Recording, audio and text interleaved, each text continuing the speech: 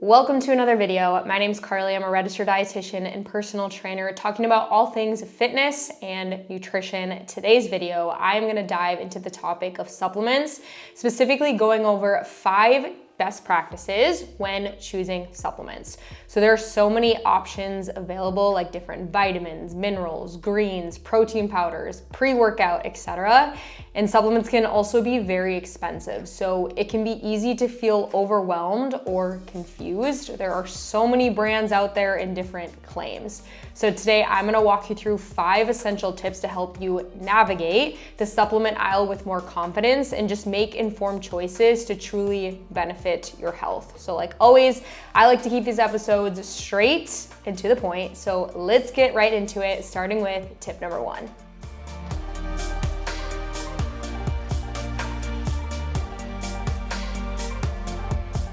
Quickly, before I get into tip number 1, you can visit the link in my bio and in the description for my home workout program for dumbbell, kettlebell, and resistance band workouts. Both beginner and advanced workouts are available. You can also check out my website for my guided nutrition coaching course and some free, easy dietitian-inspired recipes. With that being said, tip number 1 is to understand your specific needs. So supplements overall are meant to fill specific gaps in your diet and support particular health needs.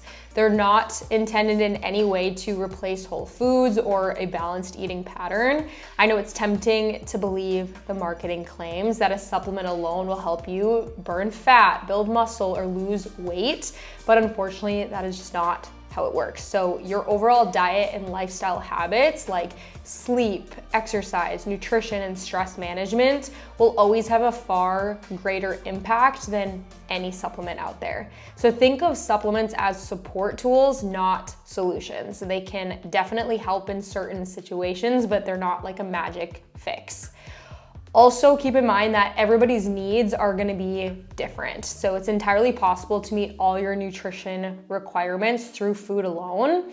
However, depending on your lifestyle, your current eating habits, medical conditions, any other special considerations, medications, etc., a supplement might be helpful or even necessary in that case. A couple examples here. So if you are a vegan and you don't consume animal products, you may benefit from a vitamin B12 supplement since it's not naturally found in plant-based foods. You might also consider a plant-based protein powder if you're having a hard time getting enough protein from food alone. If you're someone who struggles to eat protein throughout the day just in general, using a protein supplement can be a practical way again to boost your intake. If you are somebody who is iron deficient and your doctor recommends an iron supplement, that's again another obvious and clear reason to use a supplement. If you are an intense athlete who trains for hours a day, weeks on end, you may need additional support for things like hydration and recovery that goes beyond what food alone can provide.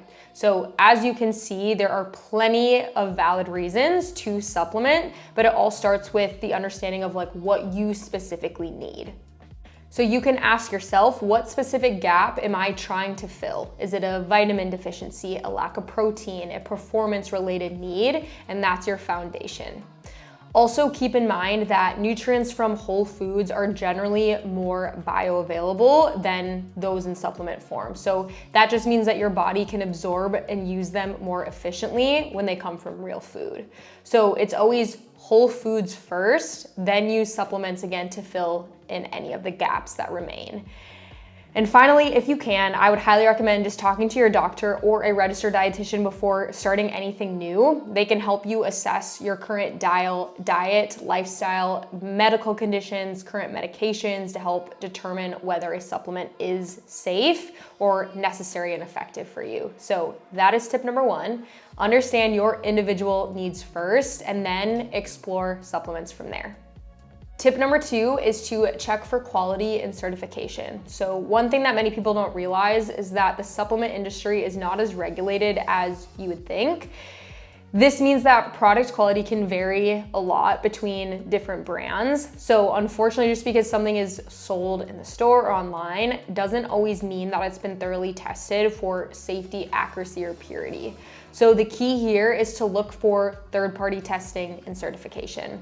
There are a few different independent organizations like the USP and NSF that test supplements to make sure that they actually contain what the label says that they do, and that they're free from any harmful contaminants, and that they're manufactured under good quality standards. So when you see a USP verified or NSF certified seal on a supplement bottle or product, that's a strong sign that the product has passed that level of testing.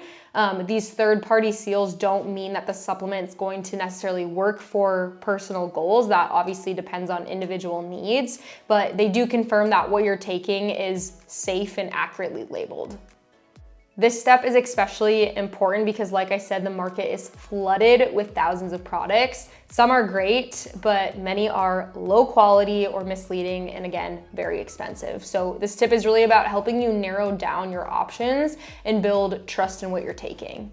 So using certifications as a filter is a simple way to choose supplements with more confidence, and it's one of the smartest and safest ways, again, to shop for supplements in general. So tip number 2, always check for third-party certifications to ensure quality, purity, and transparency if possible. Tip number 3 is to read the label carefully. So once you find a supplement that you're interested in, I would highly recommend taking time to read the label. This is something that people often skip, but the label is gonna tell you the exact amount of active ingredients per serving, the serving size, and a list of any other ingredients in the product. So confirm that the amount listed is what you're looking for. Also, keep in mind for any unnecessary fillers, additives, artificial colors, or allergens, especially if that's something that you're trying to avoid.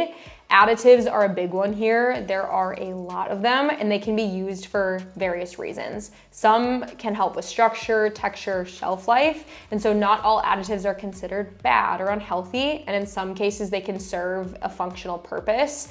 But whether you avoid them or not really just comes down to your personal preference and individual needs. Some people stay away from certain additives because they're sensitive to them, or they just prefer a cleaner product, and other people don't mind them at all and they're not affected at all. So at the end of the day, there's no like right or wrong answer. It just really comes down to your personal preference. So here's a quick personal example on this. I was recently looking at 2 magnesium supplements. They're very similar. They had the same amount and same form of magnesium, but the cheaper one had some additives like maltodextrin and added sugars in the ingredient list. So again, that doesn't necessarily automatically make it bad or unhealthy, but to me, maltodextrin and some of those additives and added sugar, it doesn't have nutritional value or significance. So to me, it didn't feel worth it to consume a magnesium supplement, but also take in those extra additives. So that's just one example of many, but it shows how taking a few seconds to read the label can really help you decide what's best for you. So tip number 3, check the amounts, look for anything that you're trying to avoid, and choose the product that aligns best with, again, your goals and personal preference. Tip number 4 is to avoid megadosing. So some people may think more is more when it comes to supplements, that like taking more vitamins and minerals means better, faster results, but that is actually not true. And in some cases, it can even be dangerous. So some nutrients like vitamin A, vitamin D, and iron can actually cause toxicity if taken in high amounts over time. These aren't things you want to just keep loading up on without knowing what your body actually needs. Most supplement labels will show you the percent of daily value for each nutrient, and you'll notice that some have like 200%, 300%, or even more of the recommended daily allowance. Again, this doesn't automatically mean it's unsafe, but if you're taking that supplement every single day, like for days on end, especially without medical supervision, it could lead to problems down the line. If you are considering taking a higher dose for a specific reason, like treating a deficiency or managing like a health condition, it's really, really important to do that under the guidance of a healthcare provider. So bottom line here, more is not more. More is not better when it comes to supplements. In fact, more can sometimes cause harm. So stick to the recommended doses and always check the label. And finally, tip number 5 is to be wary of bold claims. I mentioned this briefly in tip number 1, but it's important enough to say again. If a supplement is claiming to cure diseases, help you lose weight fast, build muscle instantly, or just achieve overnight results, that is usually a red flag. These kind of statements are marketing, not science. So supplements, again, are meant to support your overall health. They're not meant to replace medical treatment or serve as a quick fix.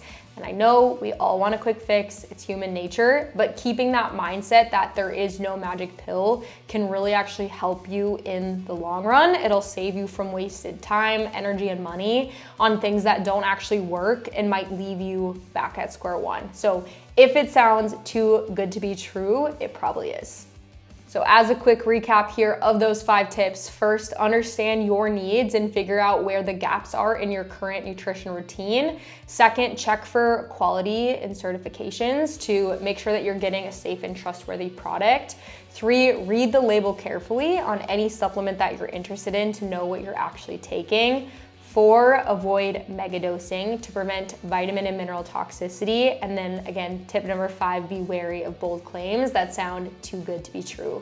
Supplements can absolutely be a helpful part of your health routine, but they work best when chosen thoughtfully and based on individual needs. And again, always combined with a balanced diet and healthy lifestyle. So remember to focus on whole food sources first. Your fitness and nutrition habits, practiced consistently over time, are what will help you reach your bigger goals. So supplements are there to fill in those smaller gaps based on your individual needs. That is the end of today's video, talking about 5 simple and practical tips when choosing supplements. Again, you can visit the link in my bio or in the description to learn more about my home workout program, my guided nutrition course, and dietitian-inspired free recipe ideas. Thank you so much for watching, and I will see you in the next one.